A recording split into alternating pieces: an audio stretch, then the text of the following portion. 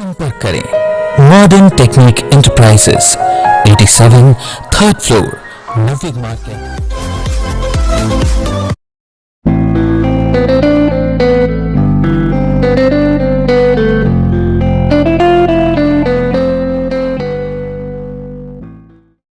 अजीत श्रीवास्तव जी, 5 राज्यों में विधानसभा के चुनाव हो रहे हैं। प्रथम चरण के चुनाव 58 जिलों में हो चुके हैं। कुछ जगह बीजेपी की जो कैंडिडेट थे उनका विरोध हुआ है और गठबंधन को मजबूती मिली है। इस बारे में क्या कहना चाहते हैं आप?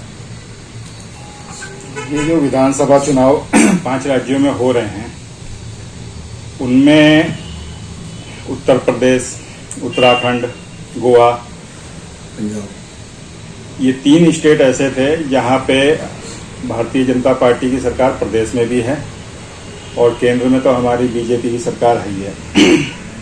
तो ये 3 प्रदेश खास तौर से महत्वपूर्ण आ जाते हैं कि इनमें डबल इंजन सरकार काम कर रही थी, जो कि मोदी जी का एक काम करने का जो तरीका है जिसमें डबल इंजन सरकार की बात बार बार आती है।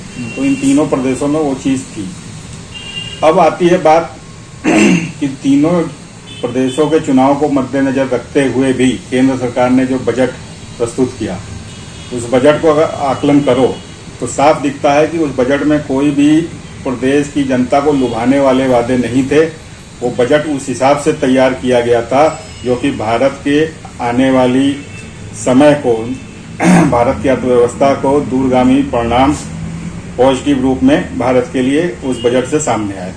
तो साफ ये झलकाता है केंद्र सरकार और संगठन भारतीय जनता पार्टी के संगठन का विश्वास कि चुनाव के मद्देनजर रखते हुए भी उन्होंने इस तरीके की कोई लोभ लुभावनी वादे बजट के थ्रू नहीं किए और जो अपना एक दूरगामी जो टारगेट है उसी के तहत बजट रखा। अब आपने कहा विरोध की बात कि विरोध हुआ कुछ कैंडिडेटों का, तो वो विरोध अभी तक जनता के सामने निकल के ये नहीं आया कि उस विरोध का मुद्दा क्या था, किन कारणों से विरोध हुआ और किन लोगों ने विरोध किया। वो मुद्दा उसका ये था कि 5 साल तक क्षेत्र में जाकर नहीं झाके। ठीक है, विधायक वो स्थानीय लोगों ने उस मुद्दे को आवाज दी कि उन्होंने नहीं झांका, आके क्षेत्र में काम नहीं किया। हो सकता है 1-2 विधायकों के लिए ये बात सही भी हो सकती है, और लेकिन वो जन व्यापक एक पूरे प्रदेश का स्थिति को उजागर नहीं करता। अच्छा, गठबंधन मजबूती पकड़ रहा है, उसका कारण यह है कि उन्होंने 3 करोड़ यूनिट बिजली फ्री,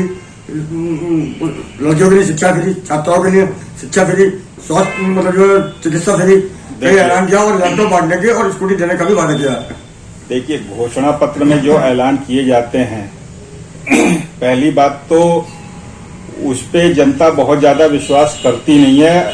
सबको पता है, आपने भी इतनी दुनिया देखी है, हमने भी दुनिया देखी कि घोषणा पत्र में जो चीजें आती हैं उसमें से कितने % चीजें पूरी करती हैं आने वाली सरकारें।